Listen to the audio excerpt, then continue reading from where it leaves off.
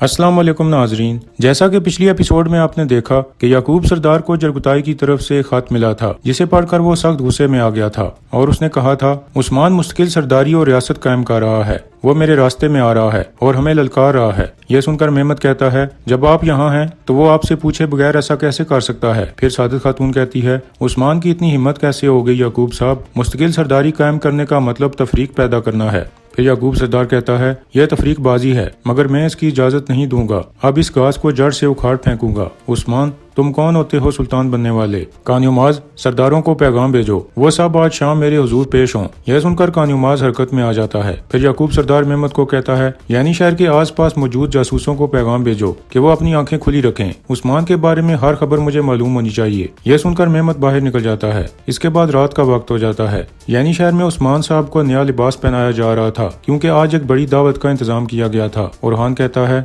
आखिरकार हमारा ख्वाब हकीकत बन रहा है बाबा। उस्मान साहब कहते हैं हाँ बिल्कुल मेरे बच्चों, मेरे दादा सुलेमान शाह और मेरे वालिद अरतुल गाजी ने जिस ख्वाब के लिए सफर किया था अब वो हकीकत बन रहा है। अल्लाह का शुक्र है, अब हम आजाद हैं, अब अपनी जड़ें मजबूत करने का वक्त आ चुका है। फिर ओरहान कहता है बहुत से सफर बाकी हैं, दुनिया बहुत बड़ी है। उस्मान साहब कहते हैं हमारी जड़ें यहाँ होंगी, आप और आपकी नस्लों के जरिए हम सारी दुनिया तक पहुँचेंगे। यह सुनकर फातिमा कहती है पहुँचना चाहिए हुजूर, ताकि तमाम मजलूमों को अपने साए में ले सकें। इसके बाद उस्मान साहब कहते हैं अलाउद्दीन बताओ जरा तुम्हारे दिल के मामलात कैसे जा रहे हैं। अलाउद्दीन थोड़ा हिचकिचाने लगता है तो उस्मान साहब वही सवाल ओरहान से पूछते हैं। ओरहान थोड़ा सोचने के बाद कहता है हम हल कर लेंगे हुजूर और रियासत के मामलात भी संभालेंगे। इतने में बुरहान इजाजत मांग कर अंदर आ जाता है और कहता है हुजूर काइयों के तमाम सरदार तशरीफ ला चुके हैं, आपका इंतजार किया जा रहा है। यह सुनकर उस्मान साहब कहते हैं हमें भी काफी अरसे से इसी का इंतजार था, सबको खुश आमदीद। दूसरी तरफ याकूब सरदार के पास भी कुछ तुर्क सरदार जमा हो चुके थे। याकूब सरदार कहता है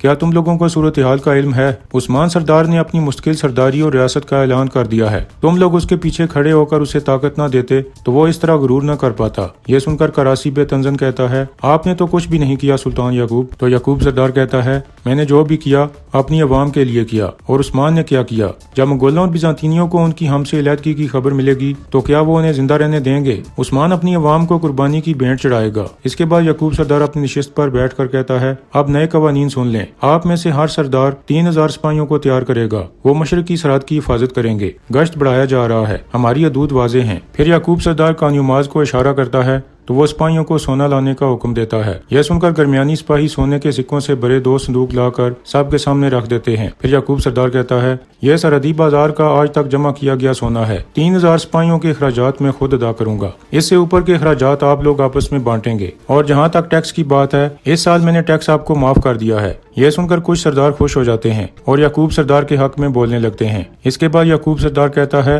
जंग का बोझ भारी होगा, हम पहले की तरह बिजांतीनी रियासत के खिलाफ हमले करेंगे, लेकिन इस बार आपके पीछे अजीम दरमियानी रियासत होगी। बदले में सिर्फ एक चीज चाहता हूँ, खालिस वफादारी। यह कहकर याकूब सरदार अपना हाथ आगे बढ़ा देता है। दूसरी तरफ उस्मान साहब की हवेली में जश्न शुरू हो चुका था। उस्मान साहब के साथी तुर्क सरदार जमा हो चुके थे, संजाक्सिस वाले भी मौजूद थे। एक कह रहा था उस्मान साहब याकूब सरदार और मंगोलों को खातिर में नहीं लाए और अपनी आजाद रियासत कायम की। फिर दूसरा आदमी कहता है उस्मान साहब ने अपने नाम का हक अदा कर दिया। इसी दौरान बाला खातून कह रही थी हम तवील अरसे से इंतजार कर रहे थे, शुक्र है उस दिन तक पहुँच गए। फिर मालून खातून कहती है अल्लाह का शुक्र है, आजाद रियासत कायम करने का ख्वाब पूरा हो गया। इतने में उस्मान साहब भी अंदर से आ जाते हैं तो सब लोग उस्मान साहब जिंदाबाद के नारे लगाने लगते हैं। उस्मान साहब सबको सलाम करते हैं और फिर कहते हैं बहादुर रुक क्यों गए, जश्न जारी रखो और बैसुंगर लोगों में सोना तकसीम करो। यह सुनकर सिपाही हरकत में आ जाते हैं। इसके बाद एक सरदार कहता है उस्मान साहब हमें ये मुबारक दिन दिखाने पर अल्लाह आपसे राजी हो, आपको मुबारक हो। उस्मान साहब कहते हैं सलामत रहें। फिर दूसरे सरदार भी उस्मान साहब के हक में बातें करते हैं और तवाइफ भी पेश करते हैं। इसके बाद उस्मान साहब सबको खामोश कराकर कहते हैं हर चीज पहले से ज्यादा मुश्किल होगी,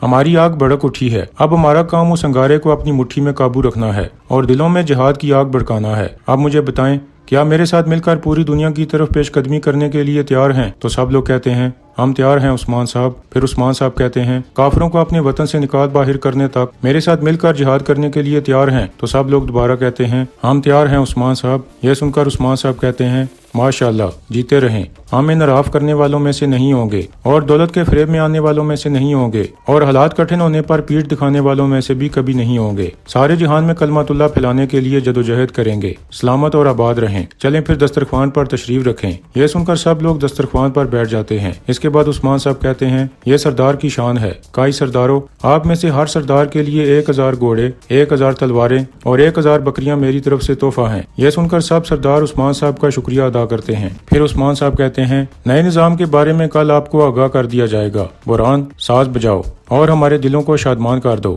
यह सुनकर बुरहान अपनी मखसूस गिटार से साज बजाने लगता है, जिससे सब लोग लुत्फअंदोज होने लगते हैं। दूसरी तरफ दरमियान में गोंजा खातून अलाउद्दीन का दिया हुआ फूल देख रही थी। इतने में सादत खातून अंदर दाखिल होती है और उसके पास आकर कहती है, मेरा ख्याल था कि तुम मुझ जैसी हो गोंजा। यह कहकर वो गोंजा का रुमाल निकाल लेती है और उसे खोलकर देखने लगती है। फिर वो उस फूल को तोड़कर नीचे फेंक देती है और कहती है, मैंने तुम्हें वजीफा सौंपा और तुमने सारा काम बर्बाद कर दिया। यह बेबसी नहीं तो फिर क्या है गोंजा? गोंजा कहती है, वालिदा, मुझे किस दबाव में डाल दिया है? क्या आप देख नहीं रही? जिसे आप वजीफा कह रही हैं वो मेरे लिए जहर है वालिदा। यह सुनकर सादत कहती है, अब से रस्सी मेरे हाथ में है। आज के बाद अलाउद्दीन से हरगिज नहीं मिलोगी। जल्द तुम्हारी शादी हो जाएगी। यह सुनकर गोंजा काफी परेशान हो जाती है। फिर सादत कहती है, तुम्हारे भाई की उलफीरा से शादी के बाद तुम मेरे मुतखिब किए गए शख्स के साथ शादी करोगी। मुनासिब शख्स मिलने पर तुम्हारी शादी कर दूंगी गोंजा। उस वक्त तक अलाउद्दीन से हरगिज नहीं मिलोगी। यह कहकर सादत वहाँ से चली जाती है, जबकि गोंजा टूटे हुए फूल की पत्तियां उठाते हुए काफी गमगीन हो जाती है। दूसरी तरफ बाला खातून कह रही थी, आज के बाद तुम गोंजा के सामने नहीं आओगे बेटा।